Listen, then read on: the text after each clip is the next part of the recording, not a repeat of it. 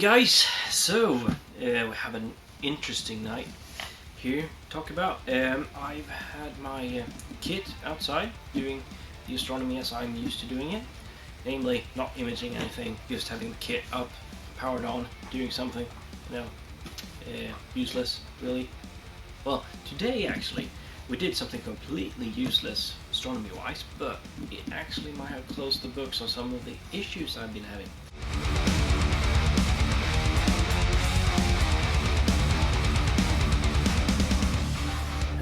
Well, the whole thing with the sticky axis and all that, I think, well, that's a story on its own, but I think I can live with what I have there. What I haven't been able to live with is what I thought was binding issues in both axes. Basically, I can look at the guiding graphs that I've been having so far. You can see that you have mediocre, but still not horrible guiding for a couple of minutes maybe, and then you have a huge spike of about 50 arc seconds in amplitude, and then it works its way back down and carries on, and that huge spike again. So I thought everything was binding up and getting absolutely crazy on it, and doing everything I could to fix it. And yeah, in the end, well, after I've been looking at the gears and thought like it was completely messed up with dirt,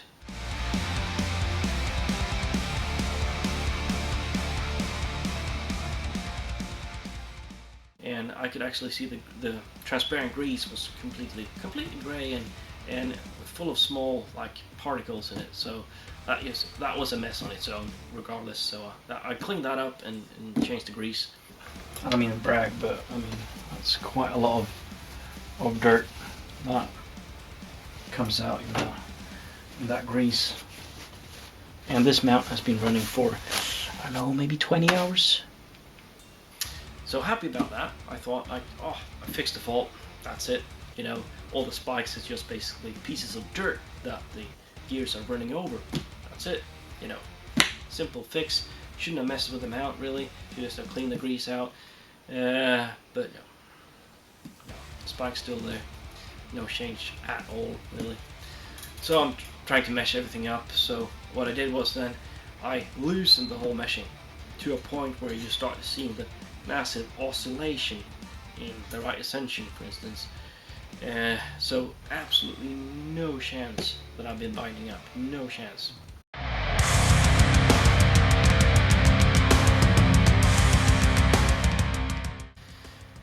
But still, I saw the spikes. So what the fuck, man? So, after blaming them out for, forever here, and with some good cause, I would say, not completely taking out the air, I widened my gaze and I started to look at the guide computer. Yeah, I did open up the guide file, the guide plot file that phd2 logs everything in as it from the moment you open it up to the moment you close it. And in there I could see you can actually plot that file in the app phd2 log viewer, or you can download and use. And in there you can see the whole guide plot, and you can see the mediocre guiding and then that big spike in one of the axes. And if I just look on the frame by frame base by hovering over it, I actually saw that there's a time delay between the frames just as the spike occurs compared to before that, when everything looked fine. And what I did then was I opened up the text file, the raw text file. And so I've been talking a little bit about delays here. I thought I might as well elaborate a little bit on this and what exactly I'm talking about. And I'm gonna make another movie later on about the PhD log view and the debug files and etc. But I think I really need to just dive quickly into the debug file to look at what I'm talking about. So here's a guide session here that we have been looking at before, but just a piece of it. 2 spikes here. We got the frame number and the time for the spike. So I'm going to open up the debug file from this. So just as the log file, it contains pretty much everything about the session, hardware, etc. But I'm going to jump quickly over to the time in question here. Yeah, I'm going to take a look at that here. So I'm going to go to the frame before the spike, which is at 2012, it's at frame 1211. So what happens is that first we get an exposure, and we call that captured frame, give it a frame number. We do some calculation on how to move it. Schedule a move by this function, move axis west 200, that's 200 milliseconds west. So basically phd2 is just telling the mount to start moving west. It starts the timer, and then it's supposed to tell the mount to stop moving after 200 milliseconds. So it moves on in the coding here, schedules exposures, etc. And at this line we see that the move is finished, 200 milliseconds. And well, we see this frame, time at this frame when the move is finished, and the last one it was 68 milliseconds. There is some time here. We see this column is basically the time at this line, the time between this line and the one before that. So after we did the move command to the next one, we actually had 233 milliseconds. And then we have some extra 68 here, so it's about 300 milliseconds before from the point where we actually do the move command until we finish the move command. And after this we do move, declination move, nothing in this example. And after that we just do a new exposure, capture that, give it the frame number 1212, calculate how to move. See here it's 259 milliseconds west. Good stuff. So we get the same time delay there between the following line and the move line. And as we move down here, we see that here we get the move finished line. But if we look back at the time here, we see that it's actually 5.1 seconds from the time when the move is finished to the line before that. With the so that is basically, that's a long time. That's a very long time that we've done. Well, the phd2 has been doing something, or been caught up with something, or something's been going on. But after this, we do our declination move. This also in this case nothing. Do an exposure, give it a new frame number. We calculate our next move, and there you go. Baby Jesus, look at that. Now we need to move 3,912 milliseconds east. So what happened here is that we actually did our 5 second, we had this huge movement occurring, and then we basically need to start recovering from that afterwards. Yeah. So I thought I might have something going on there, so I took my old MacBook Pro with phd2 on it. We have been replacing the Raspberry Pi guide computer with my trusty old MacBook. Sits in a Pelican case. And that was just using the native driver and the on mount or on camera mount. And I guided for about an hour, not a single spike, pretty much no delays between the frames. I had one instance when I was there poking about, but besides that it looked spotless. The guiding was horrible, but the actual guide data was actually very nice. So I thought, okay then, it's the guide computer. But what could it be?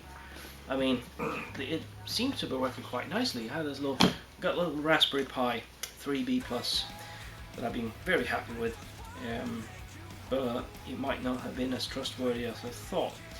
I had issues with it in the cold, like if it started up when it was cold, the network circuit didn't really work as it should, and I couldn't log into it with VNC. So that wasn't perfect. But if you start it up and then it keeps itself warm and it's been working quite nicely. Yeah, that's right, Bumpy. You know, how could I think that anything was wrong with it? But anyway, yeah, what I have been doing, that could be one of the issues. Well, this got USB 2 ports on it. I've just been going with a USB hub from one port and then forked that out to the mount and to the camera. Now the camera only requires about 150 milliamps, and the mount, I shouldn't really be powering that. It's got its own power supply with a battery from the 12 volts. So I didn't really think that was going to be an issue. But what I did then was I actually just took one port for each device, one for the mount and one for the camera. And the spikes disappeared, or at least for half an hour. Then clouds came in, I couldn't do anymore. But for about half an hour, I didn't see a single spike. Delays were still there, still had tons of like strange delays that was a lot longer than the exposure time. But yeah, so maybe it was the power requirement for the USB ports that was a bit too high.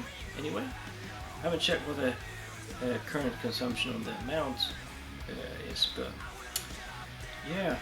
So then I realized that, well, I'm running an indie server. Yeah. So could it be the indie server? I wasn't using an indie server for the MacBook, and so I basically just disconnected the camera from phd2 and reconnected it as native driver. Still got delays. So what I did forget then was I still had the indie server running in the background.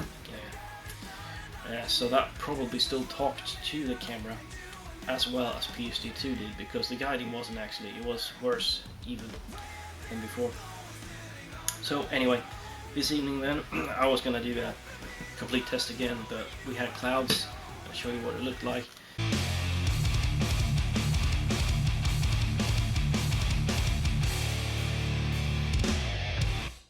Quite funny to be outside doing anything with this. Anyway, so I used my Raspberry Pi 4, one USB port for each, and basically, yeah, just hooking it up with the camera as the native driver and an indie server running only the mount, and have that hooked up to that. And it's been, yeah, I mean, besides the conditions being absolutely horrible and ridiculous to be outside, really, it looked okay. I mean, small delays, but that's what you get when you have any corrections going on, and it was basically just losing stars left, right, center. So yeah, I can't really make a solid judgment on the performance there, but no spikes really in any magnitude that I've been used to seeing before. So yeah, that's it for this. Might be able to use this then. Some new hardware, not running in the server for both hardwares. I hope I will be able to make it run anyway though, because I want to have the possibility of maybe using something else over the same indie server later on, like a filter wheel or a focuser or things like that. So it would be convenient if you could still use the indie server for more than just the mount.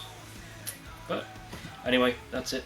Hopefully this closes the case on the spiking mount and everything, and I can actually still start using it for what I want to be using it for. Yeah.